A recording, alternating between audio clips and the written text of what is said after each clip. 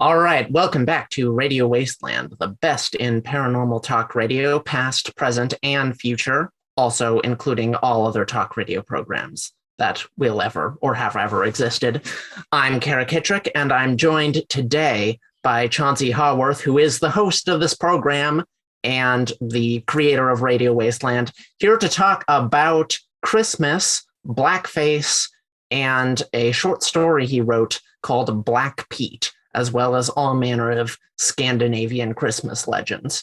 Chauncey, what are we talking about here? Well, thanks for having me on, Kara. Yeah. Well, the other guest canceled at the last minute, so we thought, let's bring in the guy who runs the program. Who do we got around here we can huck a stick at? Yeah, let's get Chauncey. Hopefully our listeners will forgive us. Well, I'm basically, I think there's a big crossover between horror movie fans and paranormal. That's how I got into paranormal. Was I'm first and foremost a horror fan. And you're a horror movie fan. Yes, and Christmas has always been my second favorite holiday because it's so dark and creepy. There's so much dark and creepy history to it, and I don't think most people know that. More people know that today than used to, but and a lot of that has been stemmed from this kind of like paranormal thing, but I don't think people realize the dark and creepy history that's like also beyond the evil characters or the followers of Saint Nicholas and stuff like that. Like ghost stories were always a part of it, and trick-or-treating was a part of it. There was a lot to Christmas that's dark, and I like dark stuff. Yeah. Well, so the story itself is basically, let me see if I have this right, the story of a child living in a very old-fashioned town that has its own idiosyncratic sort of Christmas legends, and their parents warned them about Black Pete might come to get them if they don't sort of shape up with their Christmas behavior. And in the end, this monstrous black-skinned being with like sharp teeth does in fact come and get him. And he narrowly escapes the demon that Santa sends to punish bad kids. Is that about the size of it? Yeah. It's pretty much Santa and a bunch of demons, because one of the there are a lot of different these are isolated towns, and it's cold time of year, so they're doubly isolated. Once right, you don't go trekking around. I'm going to see what the town up there does for Christmas. You're staying put, and you're not opening the door. If you're visiting, you live there now. Yeah. And one of these is that Santa enslaved demons and uses the demons that he's enslaved to help him bring all the joy to the world as their kind of penance or one. So that was the part where they're all these, demons. So they all kind of have a similar look because they are all demons. But that's where I pulled that from. And I thought that was a really cool sort of way of putting it. Because over the years, as I heard of Krampus and stuff like that, I'm all, why is Santa's such a nice guy? Why is he hanging out with this guy? This guy's obviously a jerk, right. So it's like, he's got horns. Right. So I felt the enslaved thing really sort of. Yeah, that's some deep Christmas folklore. Now so we're talking about Scandinavian legends here, right? For the most we're talking about this idea of Santa enslaving demons. When and where does that come from? Most of these come from Germany and Austria. Okay. So it's not even Scandinavian. It's like right, but some of them span out, and I can't pretend to be Northwestern, an expert on it. I basically there was a reason behind doing this. And so let me explain why I don't. Okay. There was a reason behind doing this. I decided I wanted to write this story because I loved all these things. And in looking at it, every time I'd look at it, a very common character was Black Pete. And every time I came to Black Pete, I'm just, oh man, this guy's a little shady. I'm not sure I want to have anything to do with this story. Yeah. And the reason being that Black Pete traditionally in these towns is played by a person in blackface. Oh, right. And so I would look at these and it was all just so cool. I'm just, oh man, this is like imagination heaven. And then there's always the guy there going, hey, I'm in blackface. And I'm just all like, oh, I don't know about all this. Right. So you're loving the sort of weird, wacky, occult Christmas horror, and then bam, you're hit with a dose of blackface. Right. Yeah. Who wants to be the blackface guy? Nobody does. Right. Nobody does. So you decided to write a short story about it. Okay, there's a reason. As you read more into the character of Black Pete, it was like in the 18th century or 1800s that he was first portrayed as a black Moor. Prior to that, he was never portrayed as anything other than like a black-skinned, like demon servant of Saint Nicholas. And so from like the 1850s on, he's been portrayed as somebody as a black person by white people in blackface. But his history goes back a little further.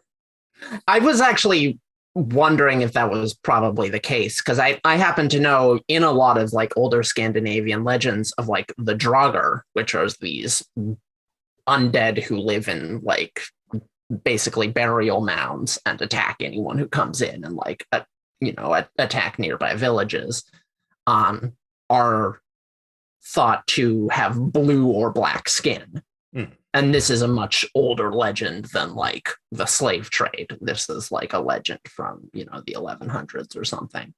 Right. So I wondered if it was maybe that, but it sounds like what you're saying is like these were sort of Norse folklores of just a black skinned monster that later became racialized because people were like, hey, black skin, we're horrible. We can run with that. Because I mean, they live in, isolated mountain towns of white folk, and probably when they found out that black folk existed, there was probably some tie in their folklore for, and that's easy to say that like your average Joe who's working at the grocery store or whatever goes like, oh, black people exist, well, this must be. That's probably not how it really happened.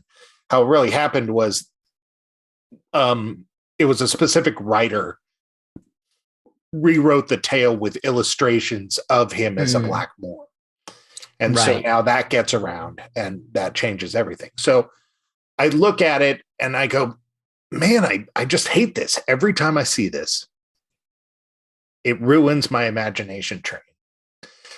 So I was glad because basically for like the last 10 years, I do this. I read into it every Christmas because I love it so much. And this time I finally read deep enough into Black Pete where there was history beyond that. And I thought to myself, okay, well, I'm not going to let people being stupid ruin this for me. And I'm just going to attack this head on. I'm going to attack this head on, and I'm going to rewrite this. Other people rewrote this tale into something that I don't like. So I'm going to rewrite this tale into something I do like. He is not an Arab. He is a frostbite skinned demon, and I demand that he be treated as such. Yeah. And although I like that take, I didn't realize that take, the frostbite.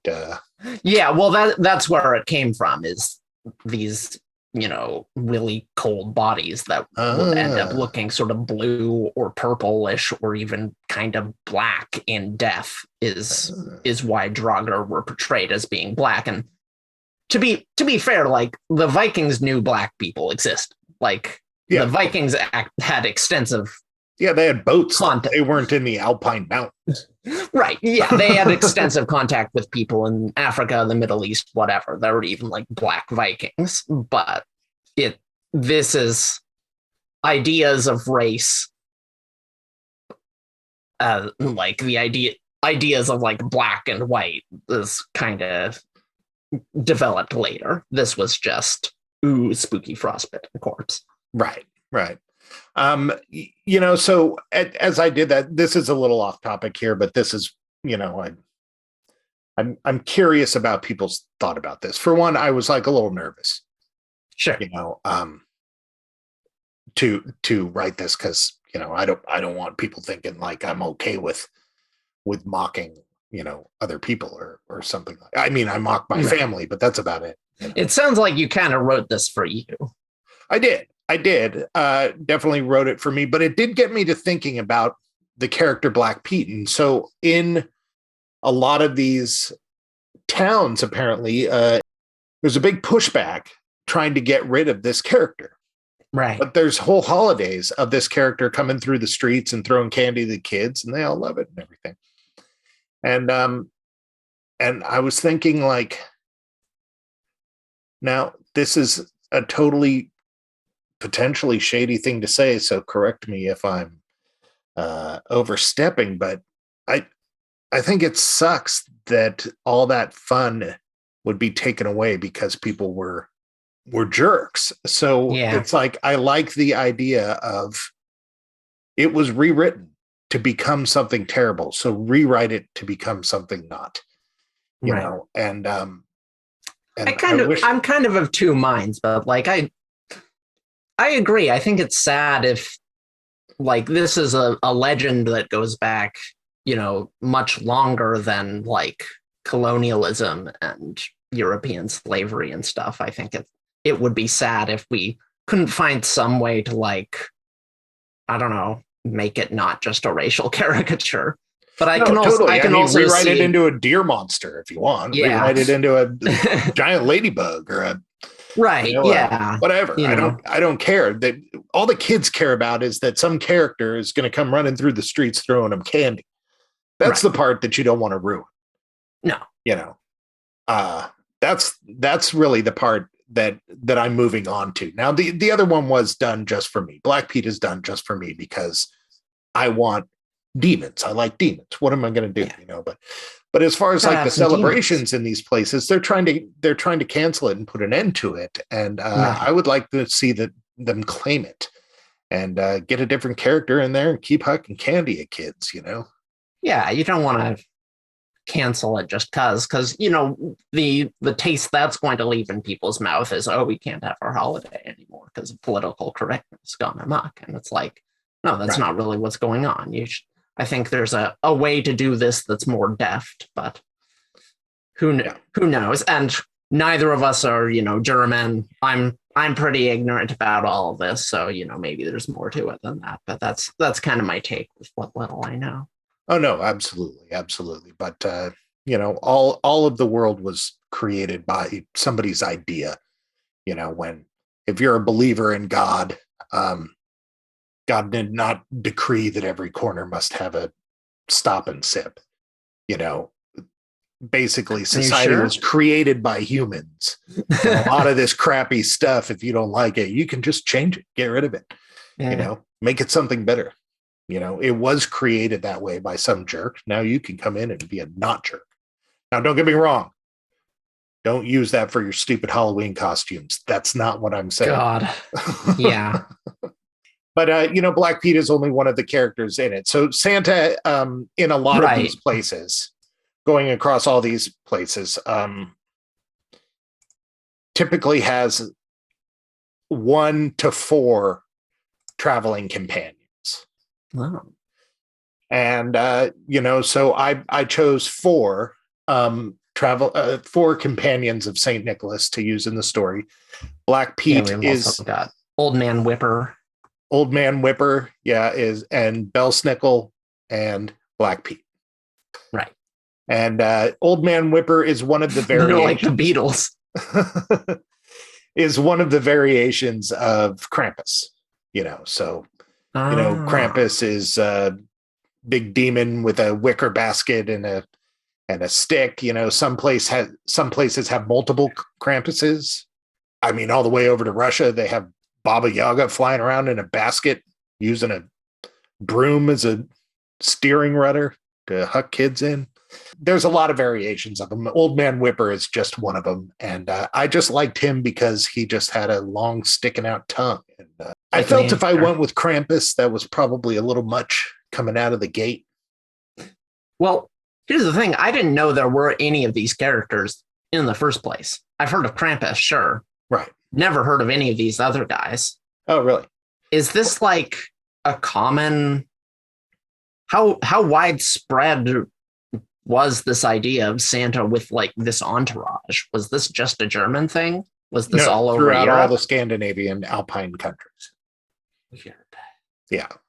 And and it gets weird in some of them. Yeah. Yeah. It gets really weird in some of them. Like my Belsnickel. Belsnickel more common. So have you ever seen like pictures of Santa Claus and there's Santa in all his gold robes and red, right? Sure. And next to him is another bearded old man in like just a drab robe. I haven't actually seen that, but you said it with a lot of confidence. Okay. So that's one of them. There tends to be the royalty Santa, the sort of humble peasant Santa that's his servant. And then the baddie that comes along for the bad kids, and then the watcher. So here we have Black Pete watching. And then Belsnickel sort of decides. Now, Belsnickel and Old Man Whipper. So Belsnickel. Okay, there is a lot here.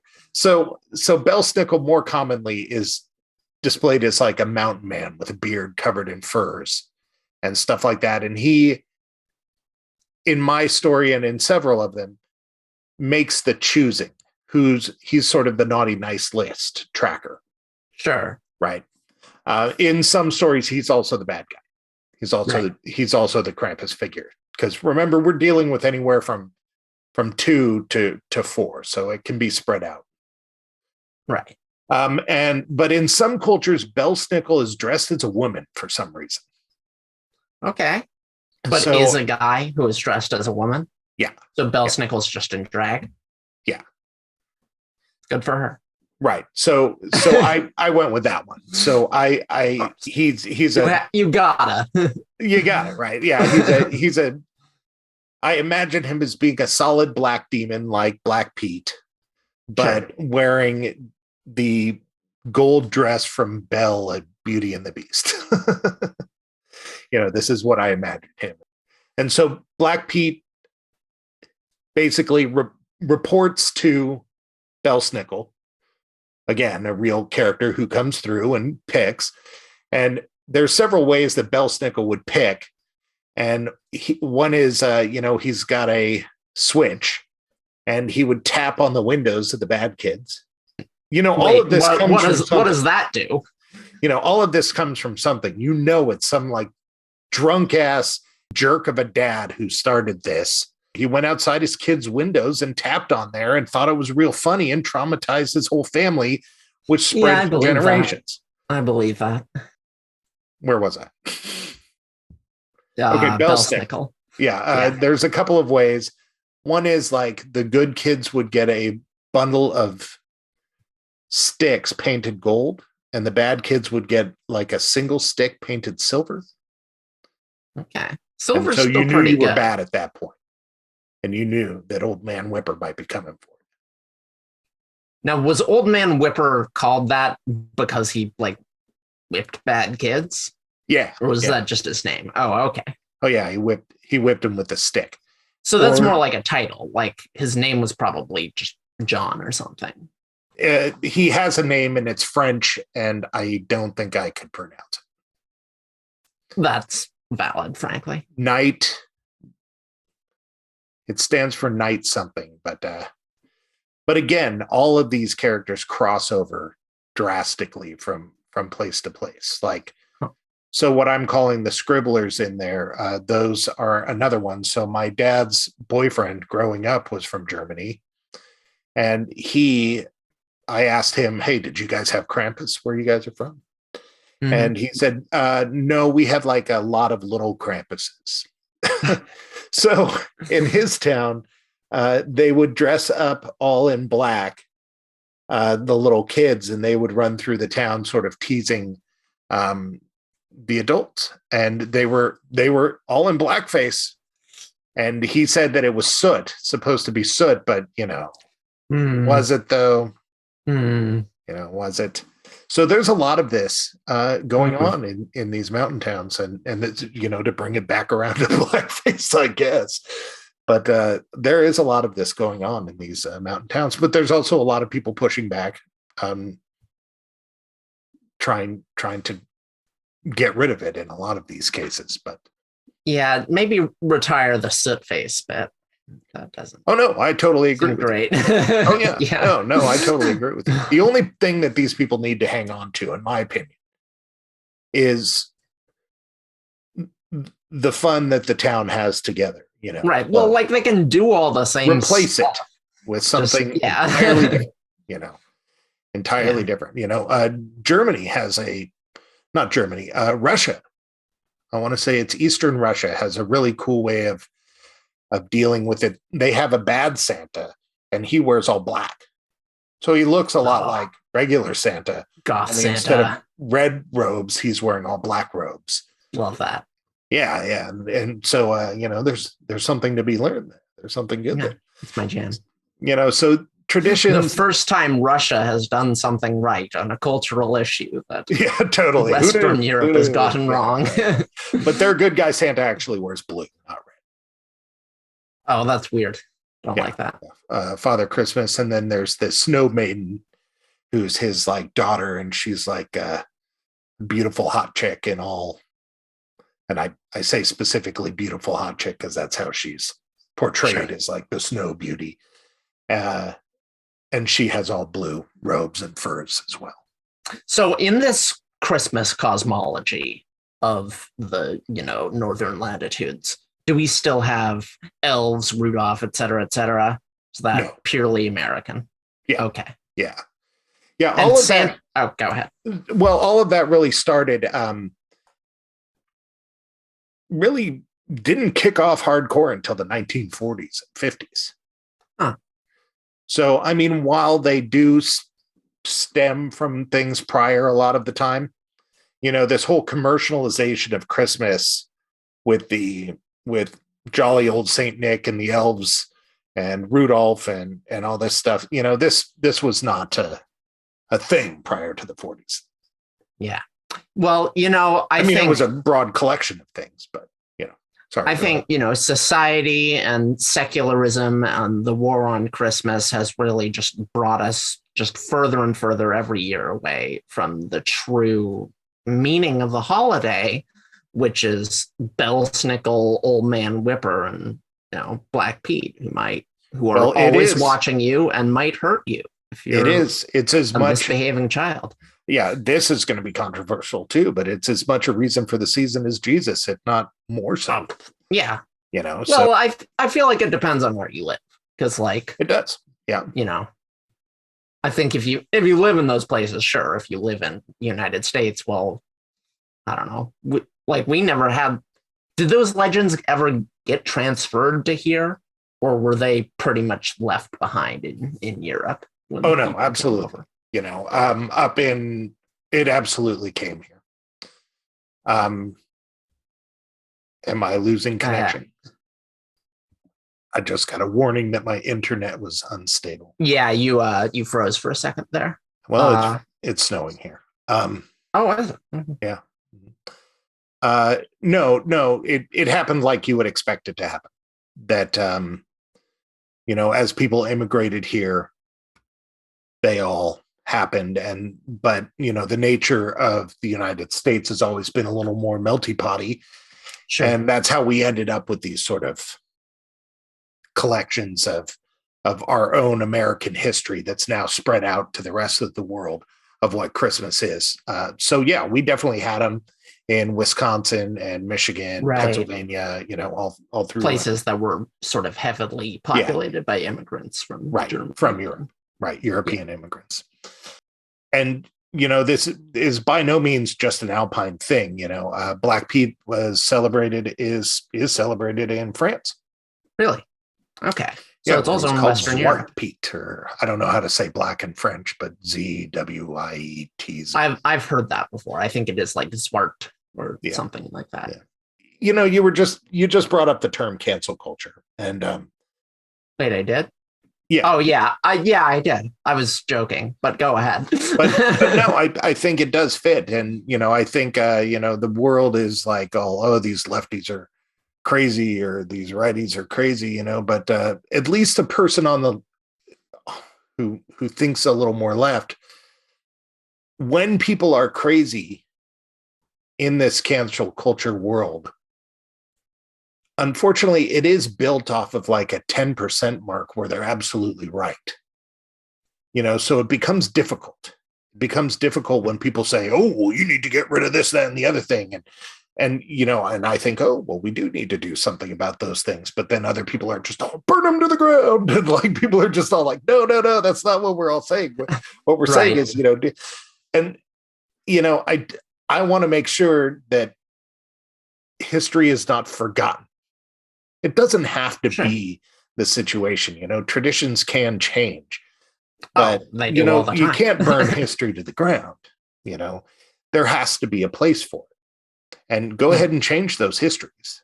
Change them all you want. Come up with new traditions. I mean, look at your own family now. I mean, my family right now has entirely new traditions. And while we look at the old traditions, we go, that's the way it was, but that's not the way it is now, because we're not going to do those things.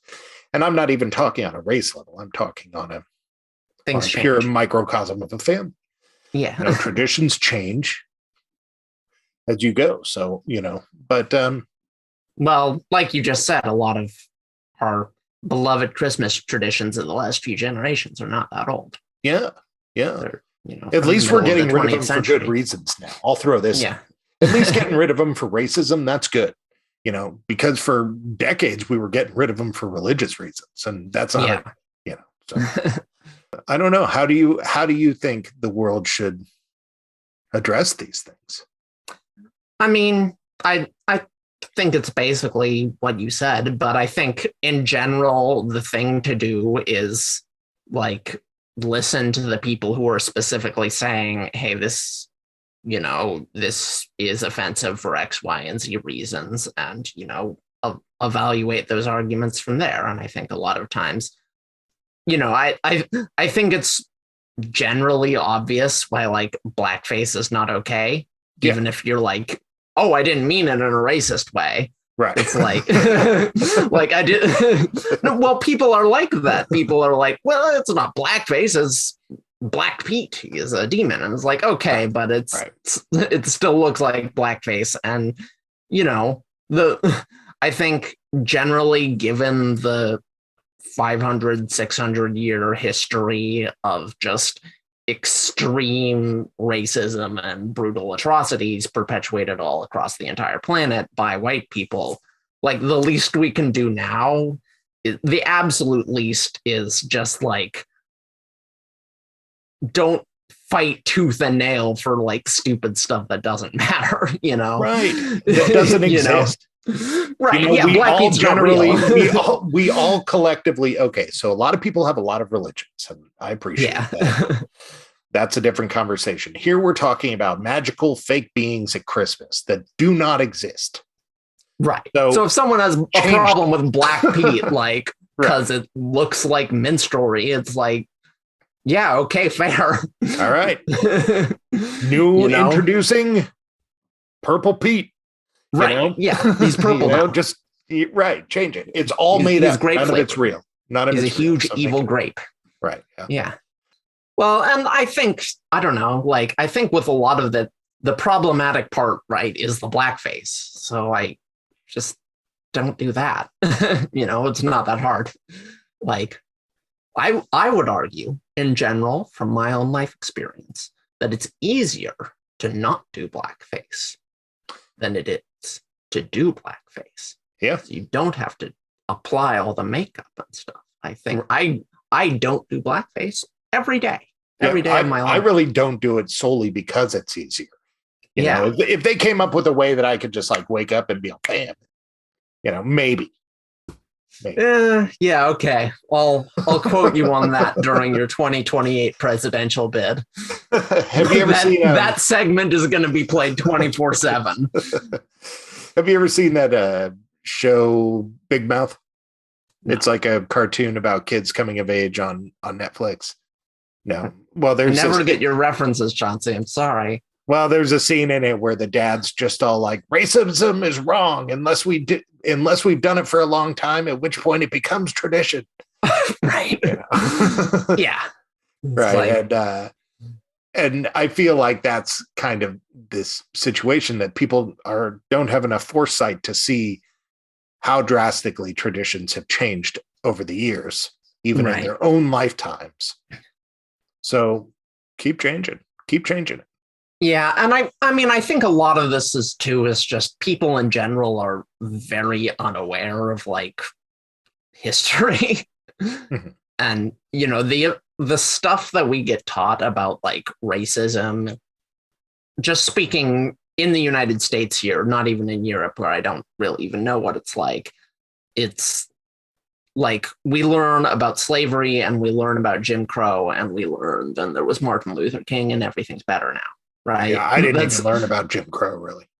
Right. So it's like, and if it's like those things are the absolute like tip of the iceberg, you know, they don't teach a lot of stuff, which I would argue is really like crucial for Americans to learn about like COINTELPRO or like in the 50s or like the history of sort of how indentured servitude became slavery, like the roots of racist ideology or like stuff about like we talk about colonialism, but it's all in a very sort of sterile, like, you know, the Europeans didn't know any better and they killed off all the people in this country or that country, like practically like they arrived. It's always said the Europeans arrived in this place, not like they attacked this place and they like ethnically cleansed its citizens and then enslaved the rest, right?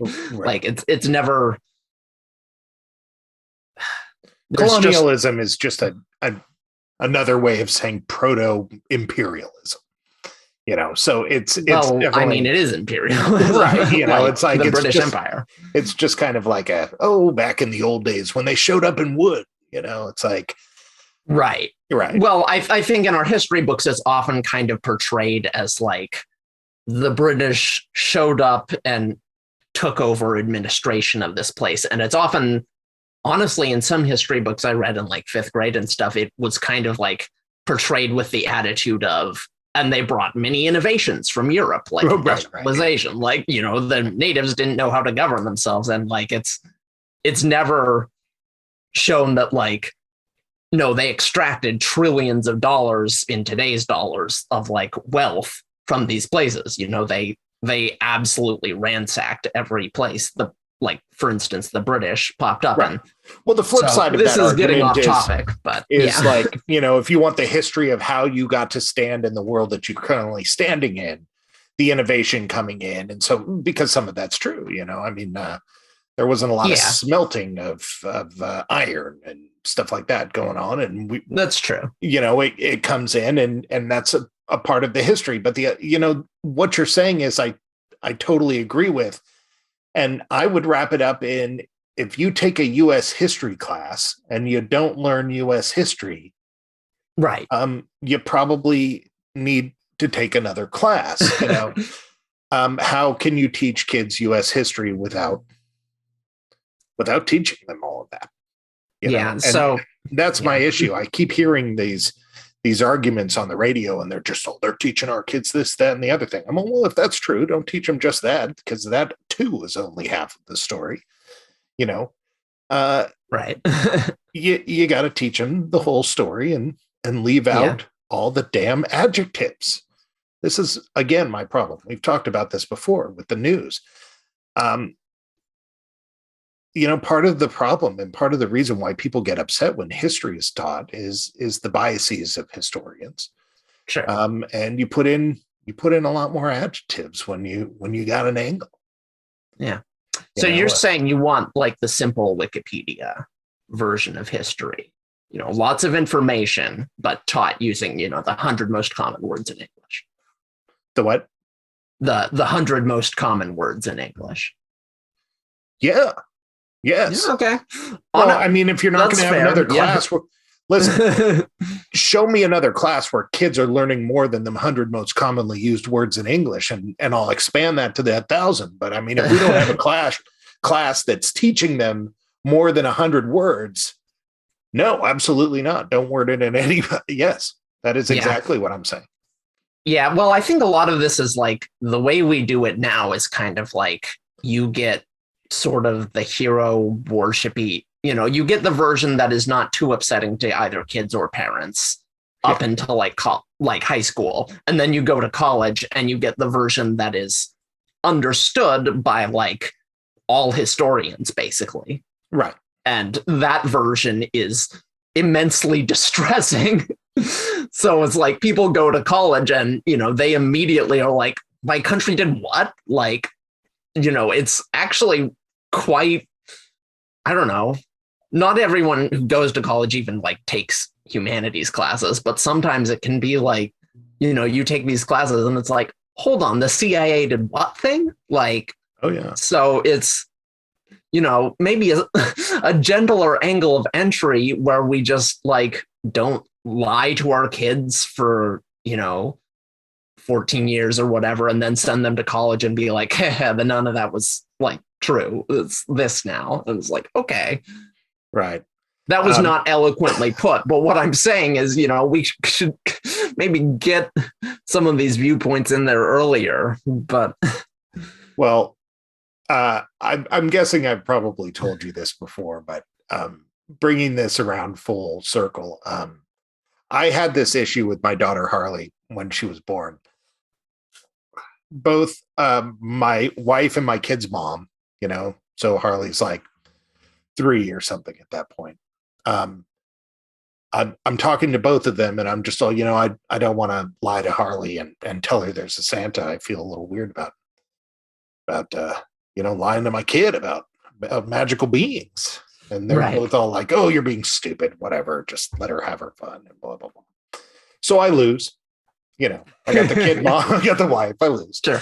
And like, years later, Harley's like too old to believe in Santa, but she totally believes in Santa. And finally, I'm telling the two of them, I'm just rip that Band-Aid off. We need to tell her. We have to stop this. Right. And they're just all right, go ahead and tell her. She's going to be taking physics classes, and she can't think that a reindeer can travel around the world in one night. Right. Yeah. She's like 9 or something. She's like getting too old to not have. Yeah, that's too old. And so it gets tasked to me to break this lie to my daughter that I was forced into keeping, I'll tell you. Mm-hmm.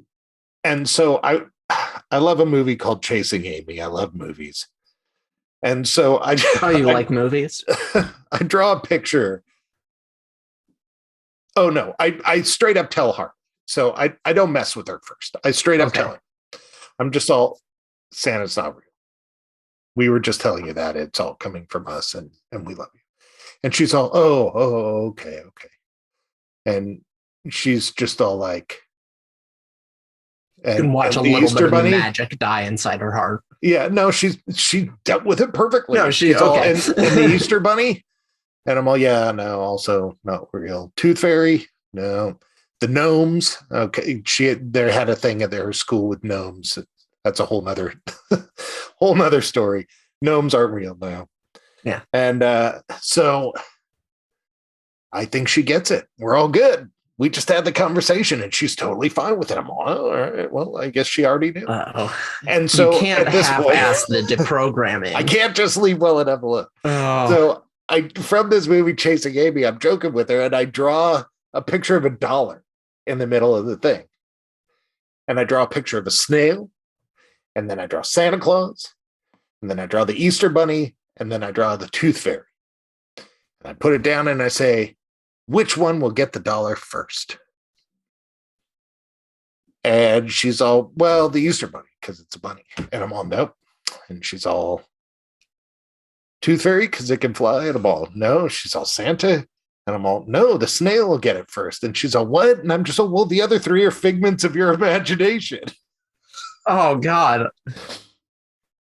And she looks at me and she's all, "You're lying!" And she just screams and starts crying and runs up to her room. And I'm like, oh my God, what have I done? And I fully just destroyed my daughter, who is way too old to believe in Santa. Oh God. You had it. You did it perfectly. And then you're like, I'm gonna ram this nail in. And she needed to marinate on it first. She wasn't ready. Oh, that's hilarious, frankly. God, I feel so bad about it. And oh man. So in this case, in this metaphor, the dollar picture is learning about racism in your college history classes. Yeah, well, yeah. Honestly, yeah, that tracks. All right. Well, we probably had enough fun here. We've beaten this over the head, but you heard it here first. The 1619 project is good. Critical race theory is and should be being taught to your kids right now. Santa Claus isn't real. Probably is under a different name. Yeah. It's not really critical. A big secret to teach your kids that they're bad. Yeah. The teachers are showing subliminal messages in their little like slide projectors that are from the 1970s because the school hasn't gotten any more money since then.